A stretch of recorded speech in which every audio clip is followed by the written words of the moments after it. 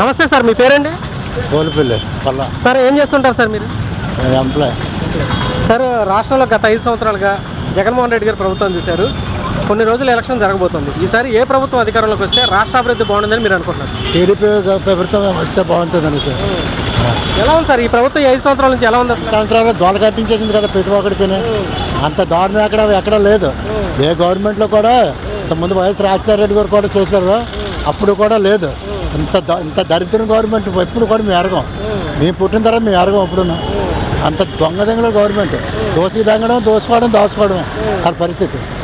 పథకాలు ఇస్తున్నాం అంటున్నారు కదా సార్, మీరు ఎందుకు ఇలా అంటున్నారు? పథకాలు ఇస్తున్నాడు, ఎవరికి ఇస్తున్నాడు పథకాలు? బట్టన్ నొక్కేస్తున్నాడు, ఎవరికి వస్తున్నాడు పథకాలు? ఎవరికి వస్తున్నాయి పథకాలు? బట్టన్ నొక్కినంత మాత్రం పథకాలు పడిపోతాయి. అందులో డబ్బులు ఉండాలి, డబ్బులు వేయాలి కదా. అమౌంట్ అన్నకి ఆడికి వెళ్ళిపోతుంది, ఇంకేమైనా పథకాలు వస్తాయి? నిత్యావసర వస్తువుల ధరలు ఇవన్నీ ఎలా ఉన్నాయి సార్ ఈ ప్రభుత్వం? కట్టేస్తున్నాయి ఒక్కొక్కరికి. మాకు కొనుక్కొని తిన్న వాళ్ళకి బాధలు కట్టేస్తున్నాయి. అంటే అంతకుముందుకి ఇప్పటికి పప్పుల దగ్గర ఉప్పుల దగ్గర ఎంత తేడా వచ్చింది? సగం తేడా వచ్చేసింది. అప్పుడు మినపప్పు ఒక కేజీ 60 రూపాయలు ఉంటే ఇప్పుడేమో 120 రూపాయలు అయింది.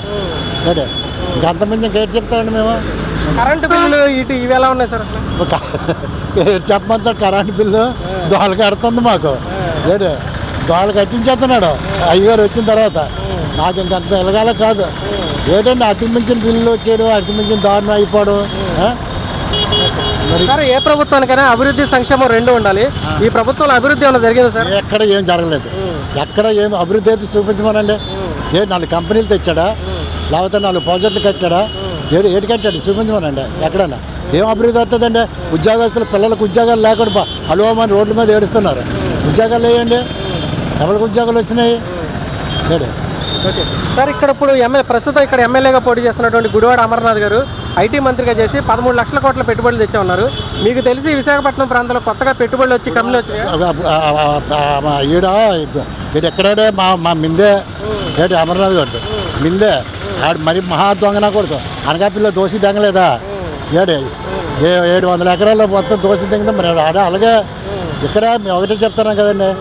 ఈసారి మాత్రం మొత్తం రాష్ట్రం అంతా కూడా టీడీపీ 3 పార్టీలు కలిసి వస్తాయి కంపల్సరీ. ఇంకా వైసీపీ మాత్రం ఇంకా ఎక్కడ కనపడదు. ఇంకా అది మాత్రం వాస్తవం. సార్, ఇక్కడ స్టీల్ ప్లాంట్ ప్రైవేటీకరణ, అలానే మీ ప్రాంతంలో గంగవరం పోర్టును కూడా అదానికి ఇస్తున్నారు అంటున్నారు. సో పార్లమెంటు పరిధిలో అయితే మీకు ఎవరు బెటర్ అనుకుంటున్నారు, భరత్ గారా ఝాన్సీ గారా?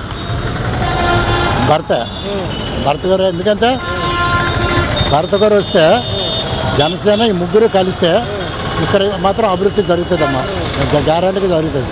ఎందుకంటే ఇప్పుడు పల్లాసీన ఎమ్మెల్యే మా అన్నగారు అబ్బాయి శ్రీనివాసరావు. కానీ అయినా సరే మనిషికి మనకి అభివృద్ధి కావాలి, కానీ ఇవన్నీ ఎవడ కలిసి పట్టించుకుంటాడు? అభివృద్ధి ఎక్కడ అభివృద్ధి ఉంది? ఎన్ని కంపెనీలు తెచ్చాడు అమర్నాథ్ గారు? ఎన్ని కంపెనీలు తెచ్చాడు చూపించమనండి. ఆ కంపెనీ ఏం లేవు. రూపుకే ఇసుక మాపి, మట్టి మాపి, ఎర్రమట్టి మాపి, మైన్స్ మాపి ఏటిదమ్మైతే ఎప్పుడు మీరు పుట్టి ఉండరు. మేము పుట్టినప్పుడు కనీసం మేము పుట్టి ఎరగం అన్నాడు. అలాగే ఎంత దోపిడీ రాజు అక్కడ చూడలేదు. Thank you sir. నమస్తే సార్, మీ పేరండి? నా పేరు ఢిల్లీరావు అండి.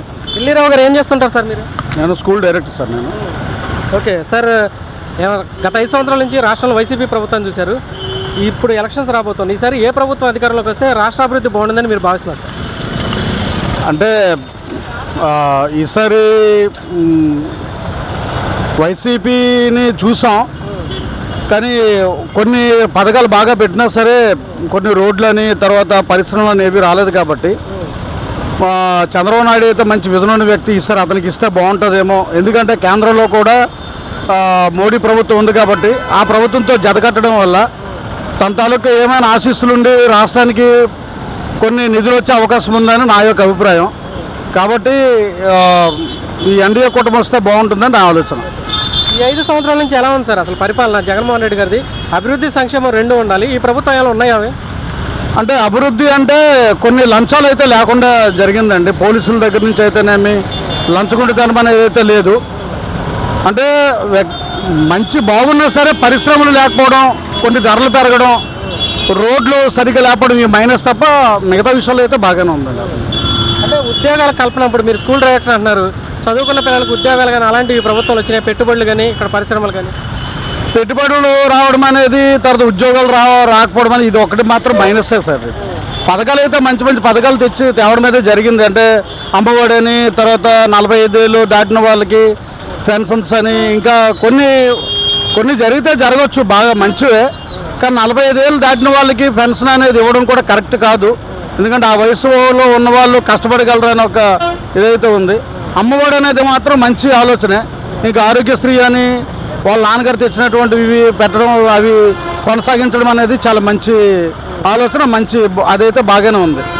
పరిశ్రమలు రాకపోవడం అనేది మాత్రం మైనస్. ఈ విషయంలో ఒక ఎడ్యుకేటెడ్గా నేను దాన్ని కొద్దిగా బాధపడుతున్నాను అంతే. ఇంకా సార్ ఇక్కడ గంగవరం పోర్ట్ ప్రైవేట్ పరం అవుతుంది, స్టీల్ ప్లాంట్ ప్రైవేట్ పరం అవుతుంది.